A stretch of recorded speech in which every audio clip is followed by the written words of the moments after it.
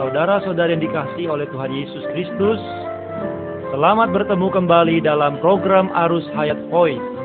Tema kita kali ini adalah Terang Dunia.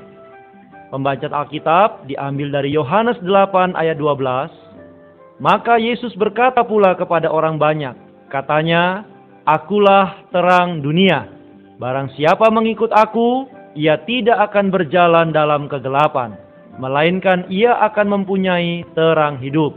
Kemudian dalam Matius 5 ayat 14 dikatakan, Kamu adalah terang dunia. Kota yang terletak di atas gunung tidak mungkin tersembunyi. Saudara-saudari, perkataan ini diucapkan oleh Tuhan Yesus sendiri. Dia berkata dengan berani menantang bahwa dirinya adalah terang dunia. Pernyataan ini sama sekali tidak mengejutkan kita.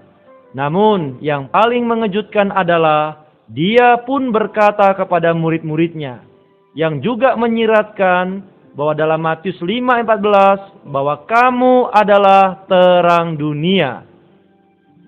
Tuhan tidak menganjurkan kita untuk menjadi terang itu. Namun dia dengan jelas dan tegas berkata bahwa kamu adalah terang dunia. Saudara-saudari, firman ini menjelaskan mengenai status kita, tidak peduli siapakah kita. Kita adalah terang dunia. Entahkah kita membawa terang kita ke depan orang supaya dilihat orang, atau menyembunyikannya dari orang, kita tetap adalah terang dunia. Hayat Allah telah ditanamkan ke dalam kita. Hayat ini sendiri berbeda dengan dunia di sekitar kita. Hayat ini adalah sumber terang yang dirancangkan oleh Allah. Hayat akan melalui perbandingan menyatakan kegelapan yang dimiliki oleh dunia dan menerangi orang dunia, supaya mereka nampak ciri khas dunia yang sesungguhnya. Saudara-saudari, sebab itu Yesus selanjutnya berkata, demikianlah hendaknya terangmu bercahaya di depan orang, supaya mereka melihat perbuatanmu yang baik dan memuliakan Bapamu yang di surga.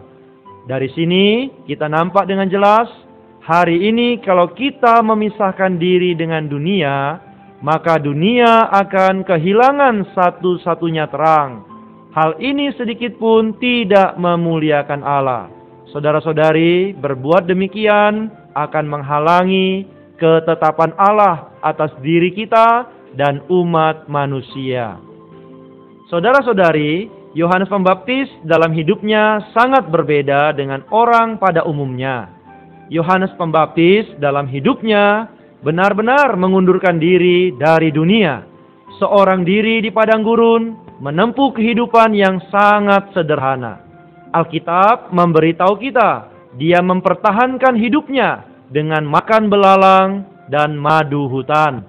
Saudara-saudari, orang-orang datang ke sana untuk mencarinya. Mungkin banyak orang mengira bahwa di sana dia adalah terang yang membara dan menyala-nyala.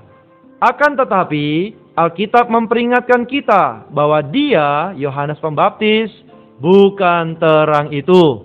Walaupun dia sudah mengundurkan diri dari dunia, hidup di padang gurun, menempuh hidup yang sederhana, hanya makan belalang dan minum madu hutan, namun Yohanes Pembaptis yang demikian pun bukanlah terang itu.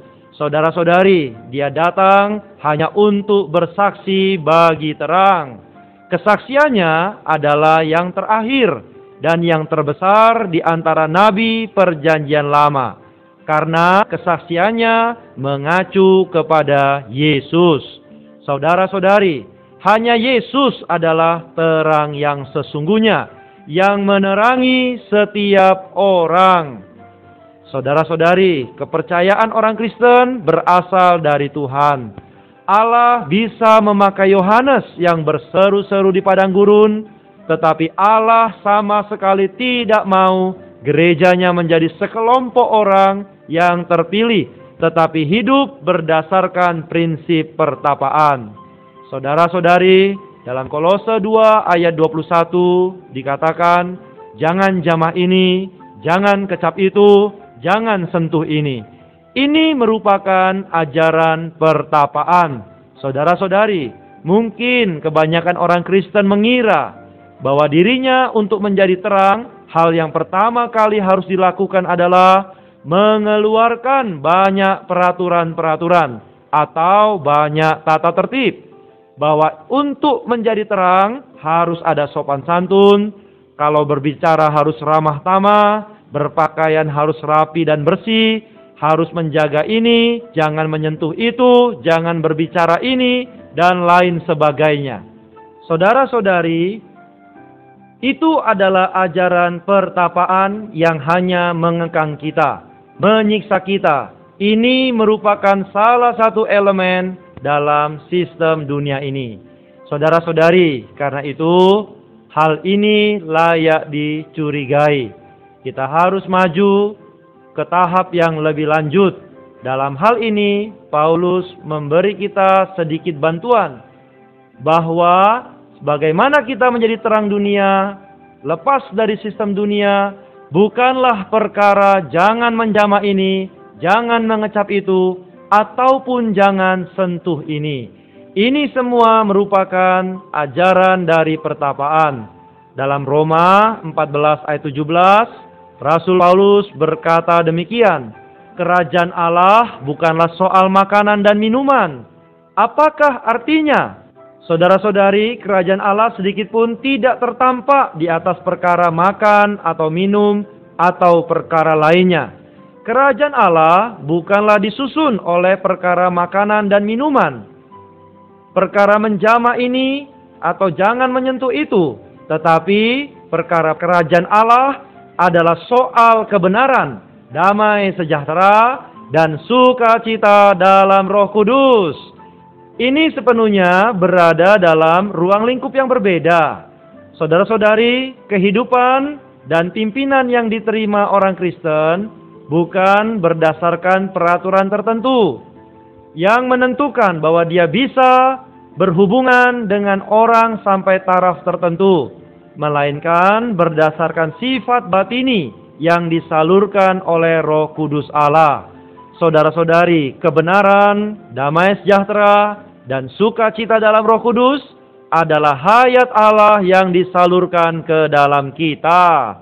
Puji Tuhan, saudara-saudari. Tuhan mengatakan bahwa bukan hanya dirinya sendiri adalah terang, tetapi kita juga adalah terang dunia. Inilah status kita. Tidak peduli siapa kita, kita adalah terang dunia. Tuhan telah memilih kita menjadi terang itu. Saudara-saudari, bukankah terang itu memancar? Terang itu memancar bukanlah suatu cara yang di luar. Jangan lakukan ini, jangan pegang ini, jangan kecap itu. Bukan demikian, saudara-saudari, melainkan berdasarkan sifat batini yang disalurkan oleh Roh Kudus Allah. Semakin banyak kita mengalami penyaluran hayatnya ke dalam kita, maka semakin terang itu dinyatakan melalui kita. Semakin banyak Allah menjadi kenikmatan kita, semakin jelas terang itu memancar. Amin. Mari kita berdoa. Tuhan, kami bersyukur Engkau telah memilih kami dan menetapkan kami menjadi terang di dalam dunia ini. Terang ini Tuhan menyatakan bahwa kami bukan milik dunia, bahwa kami bukan berasal dari dunia. Tuhan, kami mau mengalami penyaluran hayat-Mu lebih lagi, supaya terang-Mu di atas diri kami memancar dengan kuat. Amin. Demikianlah firman Tuhan, sampai bertemu di kesempatan berikutnya. Kasih karunia-Nya menyertai roh kita sekalian.